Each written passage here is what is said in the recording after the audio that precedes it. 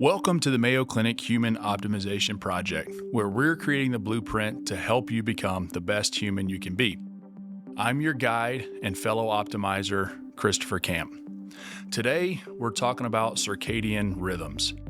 If you're like me, you've heard of them, but you probably don't fully understand it.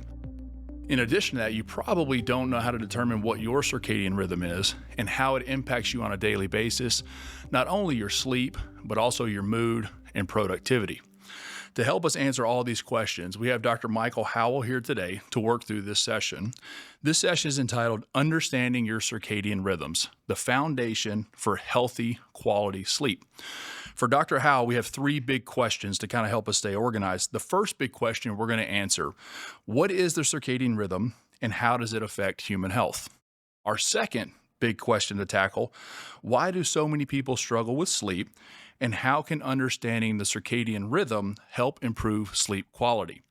And then finally, we'll get into some solutions with our third question where we ask, what changes can the average person make to align their lifestyle with their natural circadian rhythm for better health and performance? Dr. Howell, thank you so much for joining us. Looking forward to having you help us work through these three questions. Great to see you. It's nice to be here. All right. So Dr. Howell is a sleep medicine physician who specializes in neurology and sleep health at the University of Minnesota. He's a professor and vice chair of education and faculty affairs in the Department of Neurology. He's also head of the Division of Sleep Medicine at the University of Minnesota and is chief medical officer for GEM Health that specializes in at-home sleep testing. He has a passion for helping people improve their sleep quality and discussing the link between brain health and sleep. Mike, you've been doing this for 20 years. You've helped people of all walks of life, all ages and all ability levels, from professional athletes to regular folks. So we know you come in with a lot of experience and wisdom, and we really appreciate you letting us take advantage of that today. Oh, it's a great topic. Looking forward to it. All right, good. Well, let's dive right in. So can you tell me, what exactly is the circadian rhythm and what does it do? And I ask this question specifically because I think a lot of us link circadian rhythm to sleep or sleep cycles, and sometimes people may think that's the same thing. So can you define the circadian rhythm and then maybe tell us how it's the same or different from sleep cycles? Sure. Your circadian rhythm is the foundation to your 24-hour clock. So it's 1 o'clock in the afternoon where we're sitting right here. Every cell in your body right now, Chris, is doing something a little bit different than it does at 4 in the afternoon or midnight or 3 o'clock in the morning. And it does that in order to optimize its function. We'll have different types of hormone secretion at different times of the day. Our gut will move at different times of the day. We can just perform better at different times of the day. Usain Bolt runs faster at 4 o'clock in the afternoon than he does at 10 o'clock in the morning. That's just human physiology, and it evolves. It moves over the course of the day. Your circadian rhythm is the clock that helps set that. And right now, all of the cells in your body are trying to understand what time it is. And so when you have a rhythm that's really optimized, your body knows what time it is. All of your individual cells know what time it is. And then ideally, you would then match whatever it is that you're trying to do, operate, lift, run, eat right, make good choices. You would match that up on top of when your brain and body is best able to optimize that. Fantastic. And I would imagine one of those things that you're also trying to link up with that is sleep. So based on where you're going with this, I think sleep is a part of that circadian rhythm, but it is just one of many things that you're trying to link up and optimize and synchronize with your circadian rhythm. Is that fair? It's really worthwhile to think of your circadian rhythm as foundation to your entire physiology, everything that's happening. But sleep is its most obvious manifestation.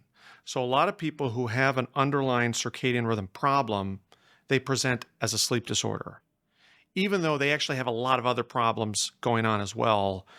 Maybe the metabolic health is off, appetite is kind of screwed up, their GI health isn't working well, cardiovascular, whatever, mental health, whatever it might be.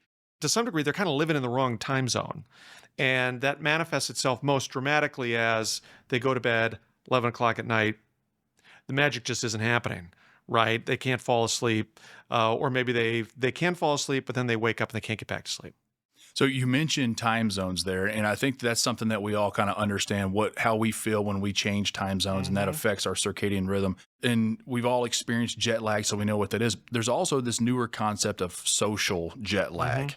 Can you explain what that is and how that affects us? Yes. So social jet lag is when your lifestyle, your work, your education, taking care of kids, whatever it is it sets you up on a rhythm, and that rhythm doesn't necessarily match up with your underlying physiology, your underlying body. So, like, there are 8 billion people on this planet. There are 8 billion different circadian rhythms. Most of them, not too different from each other, but they're a little different from each other. Some people are real late, so night owls, if you will, naturally fall asleep later, naturally wake up later. Others are the opposite of that, early birds, naturally fall asleep earlier, dozing off, maybe reading to the kids at 8 o'clock at night, and then 3, 4 o'clock in the morning, they're awake. They can't sleep any longer. And then there's everything in between.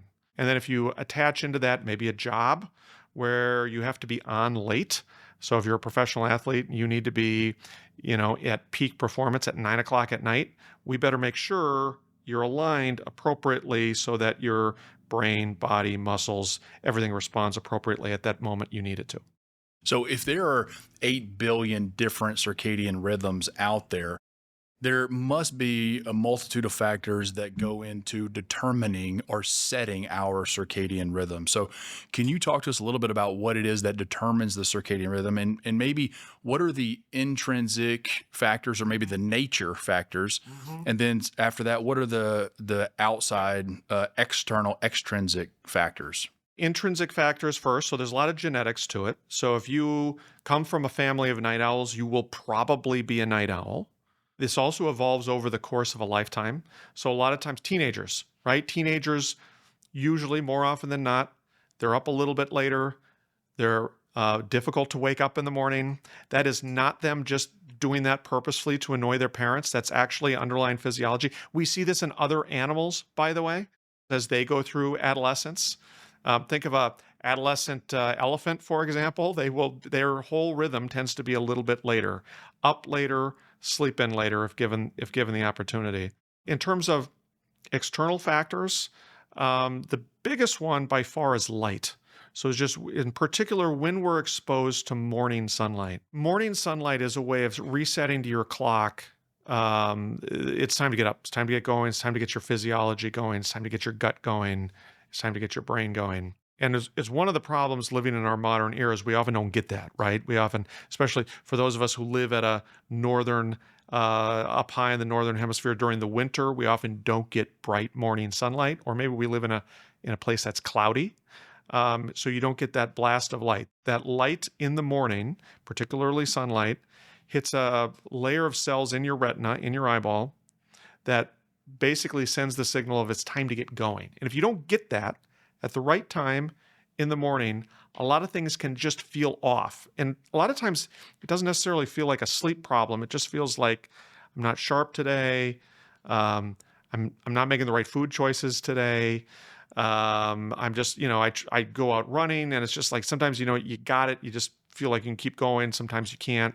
Maybe it's lifting. Whatever it is, you just feel slightly off. And so one of the best things you can do is is time out light for the right time in the morning for you. What's right for me is probably going to be a little bit different from you. It's different from members of the audience. Last piece of it is there are other cues, external cues that can kind of play with your circadian rhythm and adjust it accordingly. One of which is just getting food in your gut in the morning. So a lot of times when people they just wake up in the morning, they're not hungry, right? You put food in their gut, they actually feel nauseous. Part of that is their body just adjusting to a new circadian rhythm, whether or not they slept in late on the weekends and now it's Monday and now they put something in their gut at 6 o'clock in the morning that just doesn't feel right. And then finally is just social interactions. So if you take a kid, for example, and just their circadian rhythm could be dramatically later, but you put them in an environment, say, let's take a dramatic example, like a summer camp or the military, and you just put them in an environment where everyone else is running on the same rhythm, you don't completely change their underlying biology, but you adjust it quite a bit. You can actually do this with animals, where they take an animal and they put it into a herd, and then all of a sudden their circadian rhythm is kind of aligned with the rest of the herd. Really interesting. And you mentioned animals, an adolescent elephant and kids and teenagers. And so there are some natural changes to the circadian rhythm that occur over the lifetime of an individual. What are those changes, and kind of when do they occur? The most dramatic change happens in adolescence, and that's a delay. So that's the classic teenager who goes to bed later and is a pain in the butt to wake up in the morning. Not all teenagers, though. Not everybody is like that. And that generally tends to shift back into kind of what we'd probably call a little bit more of a typical sleep-wake period, usually in the 20s. And then slowly over the course of lifetime, Chris, it just starts marching earlier and earlier and earlier. And before you know it, you're in your 60s or 70s, and you're dozing off at 7, 8 o'clock at night, and you're catching the Denny's early bird special at 4 o'clock in the afternoon, and now you're awake at 4 o'clock in the morning. It's worthwhile to point out that if that is not working for you, as we're going to get to later, there are strategies that you can employ to adjust it accordingly. So what I'm hearing from you is that those of us that are giving our teenagers a hard time for sleeping in, and our parents a hard time for going to bed so early, we need to relax a little bit and get off their backs, huh? Right. Not all their faults. It is definitely not their fault, and it's our job to kind of give them the tools to help address it accordingly. Now, I have to, as a father of 3 teenagers myself, I can tell you they're not always thrilled with some of the interventions that you come up with, particularly bright light in the morning, but it can be helpful. All right, makes sense. So we've talked about how the circadian rhythm is the internal clock, helps set the sleep schedule. We talked about how it impacts really everything that we do while we're awake as well. But I do want to focus a little bit on the sleep portion of it as well. So give me a little bit of an idea, how big a problem is poor sleep in our society today? And I think I know the answer, but I want to hear your thoughts. It's pervasive. It is. We live in a world where we're much more likely to get into a car accident. We're more likely to suffer from poor food choices. Kids are more likely to struggle in school. All because we live in a culture that is not harmonizing our sleep and our circadian rhythms particularly well. 33% of American adults last night had trouble falling asleep. 40 to 70 million Americans have trouble with undiagnosed and unmanaged obstructive sleep apnea. If you, like myself, enjoy an espresso or a cup of coffee, you are by definition sleep deprived. If you need an alarm clock to wake up in the morning, you are by definition sleep deprived. And so one way I try, instead of just describing all of this as pathology, I think a better way to describe it is it's kind of like nutrition and physical exercise, right? I mean, we know a lot of great athletes who have great nutrition and great personal training, but they can almost always be somewhat better, right? There's always the opportunity to make things better, which is the way I would think about. I try to describe sleep is less pathologizing and instead just like, what can we do to make this a little bit better so I'm sleeping better this week compared to last week, and so on. I like that. We often talk about things as in a dichotomy, good or bad, right, when in reality, almost everything in life exists along a spectrum. And so I think all of us, even if you feel like you do a pretty good job of sleeping, there is still room for improvement. And those that are maybe doing poorly, you haven't necessarily reached the bottom yet, and probably could get worse. Oh God, this is a dial, right? That we need to turn off. It's not a switch that we turn on off. It's a dial that we dial up and down. I think that's we can helpful. always make things worse, but let's avoid that.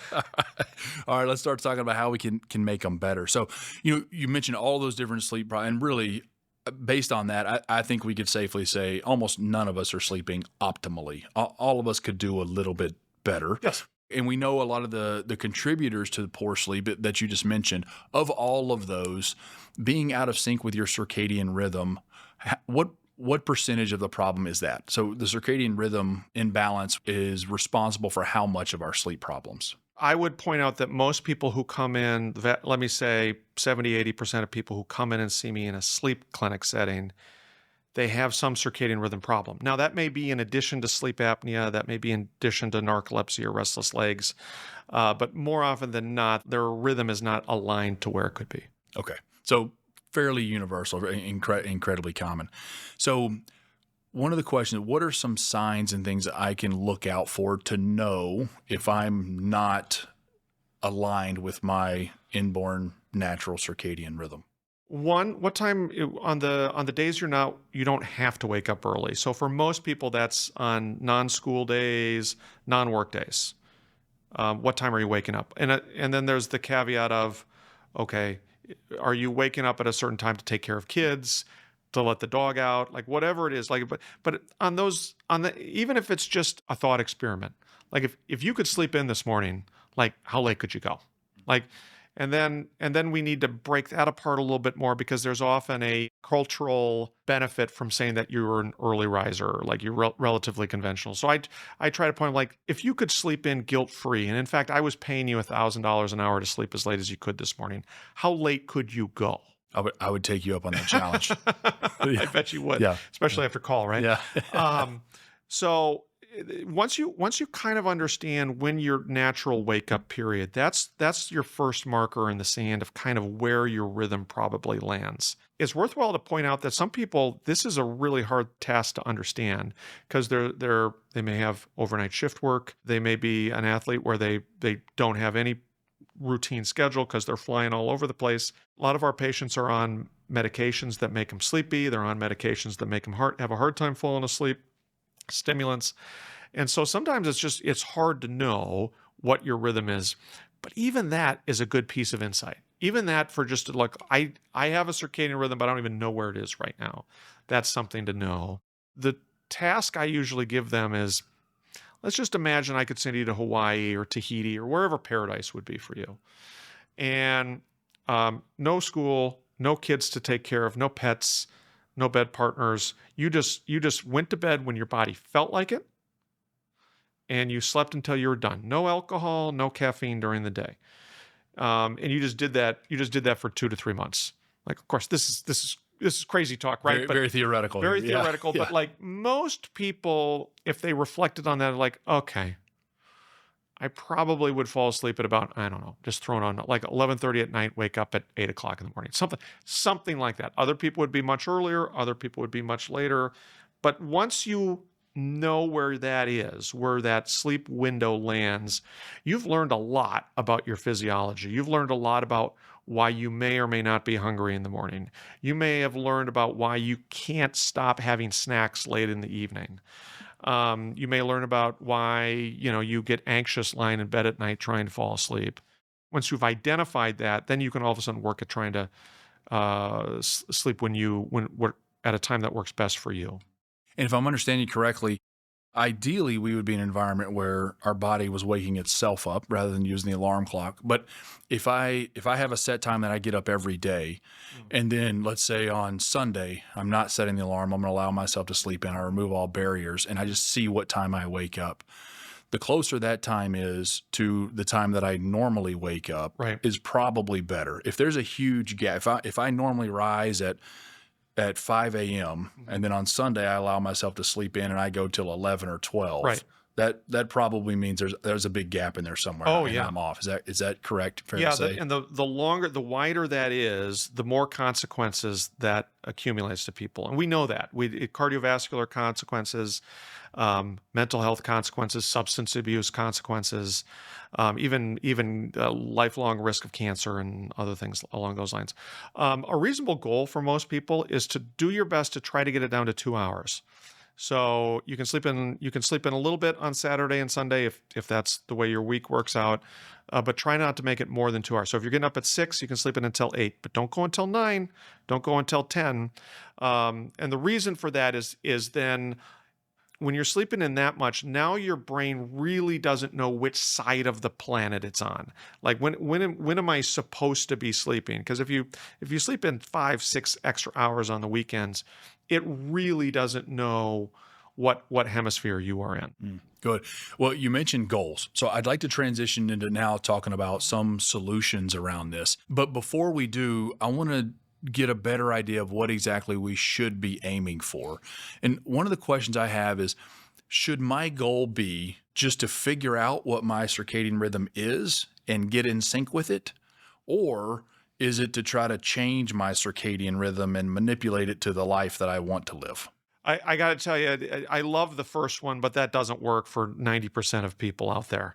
Ideally, is you identify what works out best for you, and then you adjust your schedule around that. That doesn't work. I can, you have obligations to other people and your job and everything else.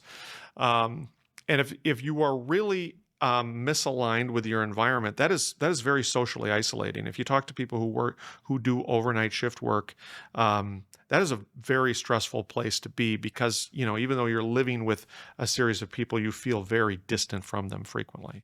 So no, the goal would be is to try to align your lifestyle, career, everything else so that it kind of matches up reasonably well, but then use the tools we're going to talk about to really get you to fine tuned. I mean, you and I know a lot of people who went into emergency medicine doing overnight shift works because they're just naturally night owls. They do that. That works.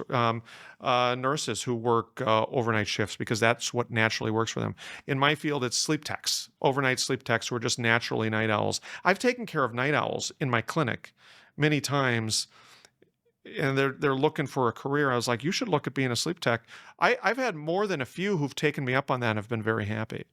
Interesting. Hard to get those folks to come in for 8 a.m. appointments too. You usually Correct. schedule them in the afternoon. No, and in fact, I often tease. I'm like, "What are you doing here right now? You should see me later in the day." That's a part of your intake process. Yeah. I like that. Okay, so let's get into some strategies about how we can do that, how we can synchronize our lives with our circadian rhythm. You mentioned light earlier. I think that was great in what you talked about there and getting early morning light and that early exposure. But we can't all do that. There are parts of the world where the sun doesn't come up until mid morning or midday, even Right. in the depth of winter. So, how do you handle that if you live in a place where there isn't early morning sunlight? Right. Well, once you've identified what your rhythm is, and what we're talking about right now, Chris, are people who are circadian delayed. They're night owls. If given the opportunity, they'd fall asleep later and they'd wake up later. You can get a light box or a 10,000 lux light therapy lamp. This is the same treatment that's used for people with seasonal affective disorder. People get depressed in the wintertime, which goes together with a circadian rhythm problem like this, by the way. And you just use that light. They're bright. If you've ever experienced them, they often feel kind of noxiously bright. And you want to start timing that. Usually probably start with about 15 minutes at a time, but try to get it up to an hour at a specific time. And everybody's time varies a little bit, but here's a pretty decent rule of thumb. So if you're a night owl, figure out how late you could possibly sleep, even if it's just a guess. Like in the scenario I told you earlier, if I gave you the opportunity to sleep as late as you possibly could, and if you were to tell me probably about 10, all right? Now, what's your goal? It may be I need to change that so I can wake up at 6 o'clock in the morning. I'm like, all right, but let's do it 1 hour at a time. Let's start moving you back from 10 to 9 to 8 to 7 to 6. Let's do it 1 hour instead of tomorrow trying to wake up at 6 o'clock in the morning because you've been trying to do that for years. That hasn't been very successful. Instead, you can just sleep in until 9, get bright light just for a couple of days, half hour, 45 minutes. You don't need to stare at it, but as you're on your phone, as you're watching the news, whatever it is that you're doing, just have that bright light next to you, stimulating those retinal cells that I told you about, that we were talking about before. And that pathway, that physiologic process you're talking about with the light stimulating the retinal cells and sending a signal to your body to wake up, that's very different than somebody who chugs a huge cup of coffee or ingest a bunch of caffeine in the morning. Correct. So, how can caffeine be used Right. or not used to help regulate this as well? Yeah, caffeine is an adenosine antagonist, so it blocks a signal to the brain that is telling you that you're tired and sleep deprived. That's what caffeine does. It's a sleep mechanism. It's not a circadian rhythm mechanism. So, but I like coffee. I drink it myself. So by definition, I'm a little sleep deprived as well. I think you can use it as a tool to help you really focus on the circadian adjustments. And so we're talking about light at first. The other tool that can be used This is where melatonin is actually really helpful. So, melatonin is a circadian cue of darkness. It lets our body know that the sun has gone down, and to start preparing our body for sleep. So, if we're talking about somebody who's an intrinsic night owl and they're trying to fall asleep much earlier than when their body will currently let them, they can start using a little bit of melatonin, and just a milligram is usually all I recommend. And you can take that anywhere from 10 to 12 hours before the light. So if you, in that example I mentioned before, if you're trying to wake up at 9 o'clock in the morning, you get that light at 9 o'clock in the morning, you take a little bit of melatonin, just a milligram, at about 9 o'clock in the evening. So 12 hours apart. So reminding you that you're on a planet that is spinning through space. About every 12 hours, sun comes up and sun goes down. And then in addition to that, you can use a little bit of caffeine to get you going in the morning, but also don't forget about the other important things, like be careful about the food you put in your body, get exercise, social engagement. And just a general principle I like to talk about is just, how did you wake today? We talk a lot about how'd you sleep last night, right? But have we ever asked somebody, how did you wake today? Because the better you do your wakefulness, the better you're going to sleep at night. So did you get exercise? Did you eat well? Did you avoid alcohol? Those sorts of things. You do those sorts of things, you're going to be able to sleep better at night too. Tell me what you mean by how did you wake today? Because I think I know what your definition of waking well is, but many of us have maybe never experienced that. So I think it might be helpful to describe, what does waking well sound like to you? It sounds like a good combination of a sinusoidal curve, so which is normal, happens in physiology and all the time, which is you have kind of a middle zone of activity, which is and that includes all the way from being deep in a deep sleep coma, all the way up to running peak marathon distance speed, right? And most of us, in order to get up here, you got to get down there. But also, if you want to get down there, you need to do well in terms of your activity during the day. I think what you're saying is, you have these periods of deep rest and sleep and recovery, but you also have these periods of deep peak performance of high level. And you really can't get to the ends of the spectrum, the very top or the very bottom, without going to the other. So you sort of have to operate at a high level to tire yourself out in order to get to that deeper level of sleep and recovery. Yes, in order to get back to the high level. And it's not just what's happening in your brain, it's all of your cells in your body. Let's just kind of take a dramatic example. On the other hand, if for whatever reason you spent the entire day on the couch and you kind of just nibbled on crap food all day long, and you really didn't engage with anybody, and you kind of were just on your phone all day long. And believe me, I've had days like that before, so there's no judgment here. But does it really surprise you that when you climb into bed, you're not, really somnolent and sleepy and you don't get a good night rest? Right. And so that's what we're talking about. So not only, how did you sleep last night, but how did you wake today? That's great. You also, in there, you mentioned exercise several times, and that we need to do things that are strenuous and difficult in order to be tired and sleep well. What about the timing of exercise? I hear a lot about, if you exercise early in the morning, it sort of gets you started, gives you energy. If you exercise late at night, it's harder to fall asleep. How does the timing affect sleep and circadian rhythms? Right. For most people who are not elite athletes, the advice is just get exercise when you can get exercise. And for some people, that's morning. For some people, it's later in the evening.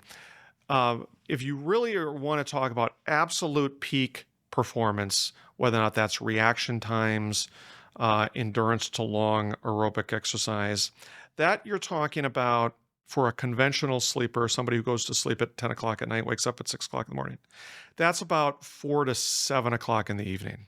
That's kind of the peak time for absolute performance. And so when it comes to athletes, what we're talking about is how do we kind of align whatever it is that they're trying to do so that they hit that time. There's a second peak during the day, which is in the morning. And what you want to avoid is the early afternoon. So kind of that natural lull that whenever you had lunch and you feel kind of tired, maybe right now, Chris, for example, that lull, that's not lunch. That's actually your circadian rhythm telling you that it's time to kind of shut down, go a little quiescent, take a little nap. Okay, yeah. So that's where I wanted to go with this next one. So speaking of shutting down and quieting down, tell me about napping and how does it impact the circadian rhythm, sleep? How much should we be doing? And is it a good thing, bad thing? How do you view it? Well, the whole world would be better if we all took a nap. Like I am certain there'd be less crime, there'd be fewer wars, there'd be, the students would, we would all be doing better if we all learned to take a nap during the day. Good. Those are bold statements. I like it though. So how do we do it? What should that look like for us? Well, for most of us, it's just finding, making the opportunity, and for most of us, we don't have jobs or lifestyles that really allow it. But first step is just know and understand your own circadian rhythm, which will then tell you when your napping time would be. So for a good rule of thumb is once you've figured out exactly when your natural sleep rhythm is, and let's just take a kind of a conventional sleeper from 10 at night till 6 o'clock in the morning. Right in the middle of that is 2 o'clock in the morning. 12 hours from there is their natural nap time. So a conventional person's natural nap time is about 2 in the afternoon. Now, if you're a night owl and you go to bed normally at 2 o'clock in the morning and sleep in until 10, that means the middle of your deep sleep is 6 o'clock in the morning. That means your natural nap time is much later. It's about 6 o'clock in the afternoon. So regardless of what your circadian rhythm is, you have a natural nap time. The question is, are you able to find it? Because we're too busy, we take stimulants during the day, caffeine, whatever it is, but can you find it, and then can you get good enough at it so that you can actually nap? The trick to napping lies in 3 steps. 1, just identifying what time is right for you. 2, getting the right length of it. So you either want like a short 10 to 15 minute power nap, or you want about 90 minutes. You don't want to be in between there. If you're in between there, like a 45-minute, 50-minute nap, you're going to wake up and you don't know what planet you're on. And that's just, you're not going to know what planet you're on for about another 45 minutes or so. And then finally, the 3rd step, practice. This is just like and most of our athletes kind of get this, right?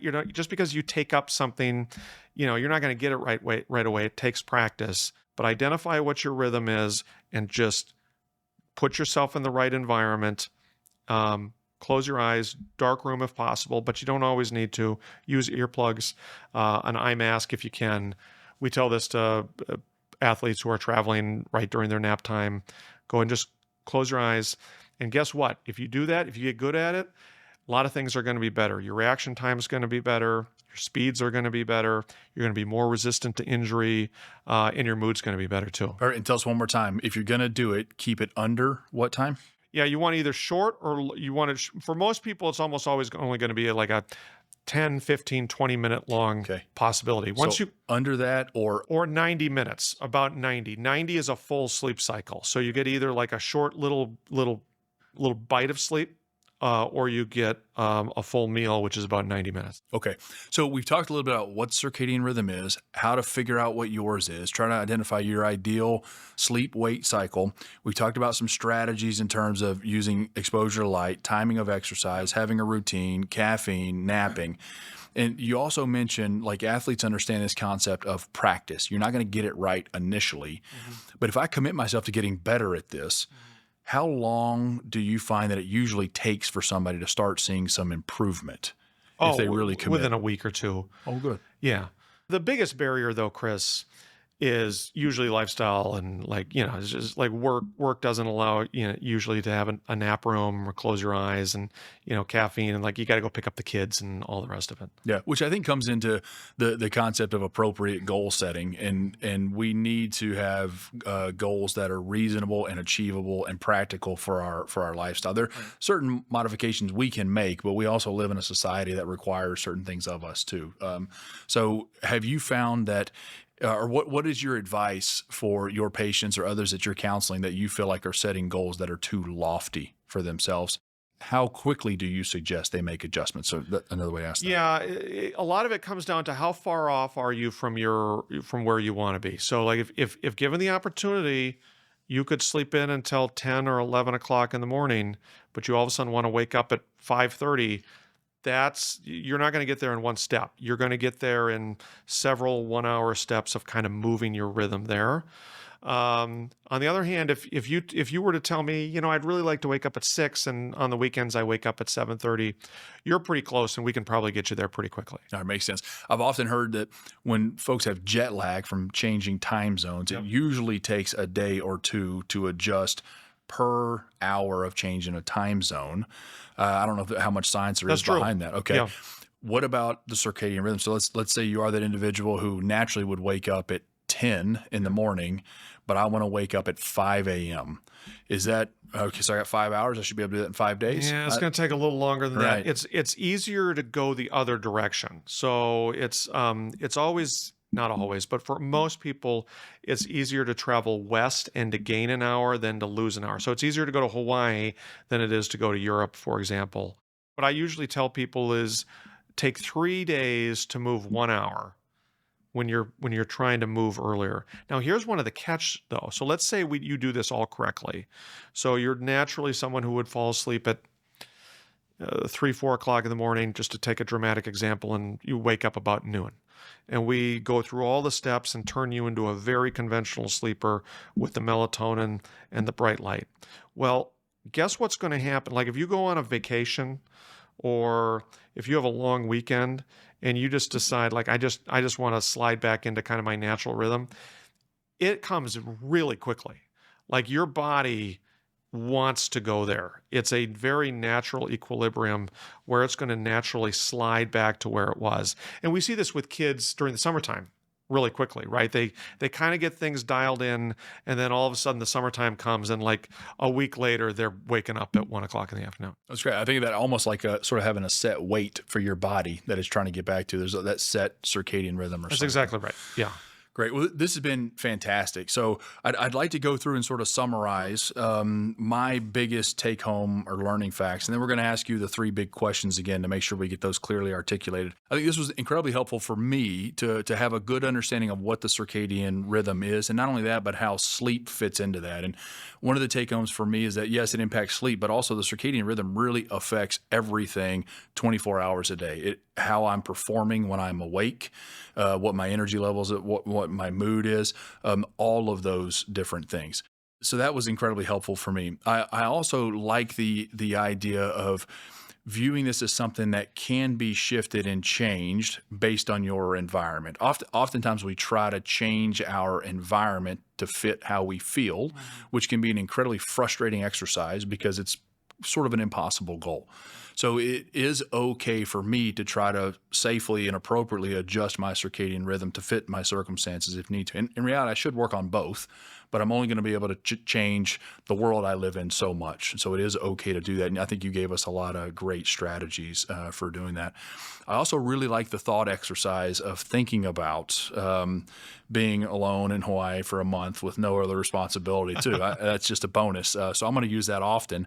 And also trying to think about, when I would be going to bed and when I would wake up. So a lot of great information in there.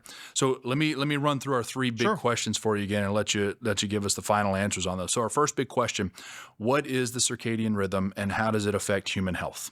Your circadian rhythm is your underlying foundation to your 24-hour physiology. Everything about you that all of your cells do over the course of the day is synced in to your 24-hour clock.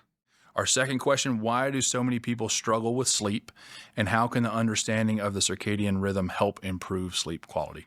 Unfortunately, we live in a world, whether or not it's because of electronics and lights and work hours, that is constantly disrupting our intrinsic rhythm, making it very difficult for us to even understand what our own rhythm is, and then making it difficult for us to make the changes to adjust it accordingly.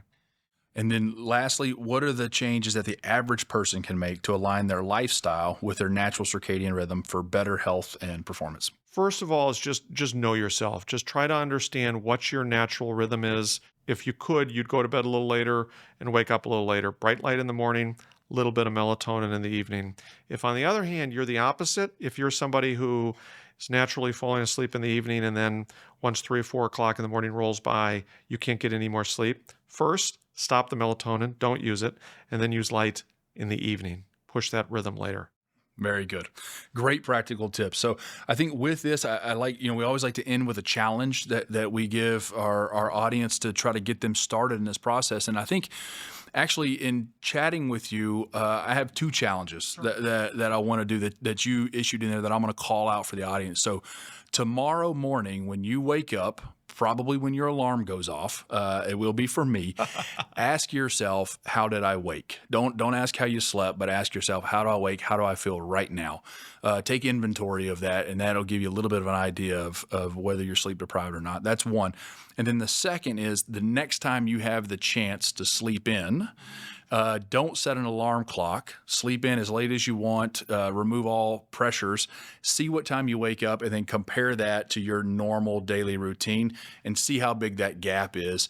The bigger it is, the more effort you need to be making at improving your sleep cycle and circadian rhythm. The closer you are, probably an indicator that you're doing reasonably well. Absolutely. Are those okay calls to action for our audience? You got it, Dr. Camp. Okay. All right, optimizers, there you have it. Dr. Michael Howell just did a phenomenal job walking us through this session. The title's Understanding Your Circadian Rhythm, the Foundation for Healthy Quality Sleep. This was an excellent topic, a lot of unknowns for me in here, so I learned a lot. I know our audience did as well. Dr. Howell, thank you so much for joining us. It was my pleasure. And to our audience, thank you for joining us as well. As always, remember to live intentionally, consistently better. Keep striving to be the best human you can be, and never stop optimizing. Thank you.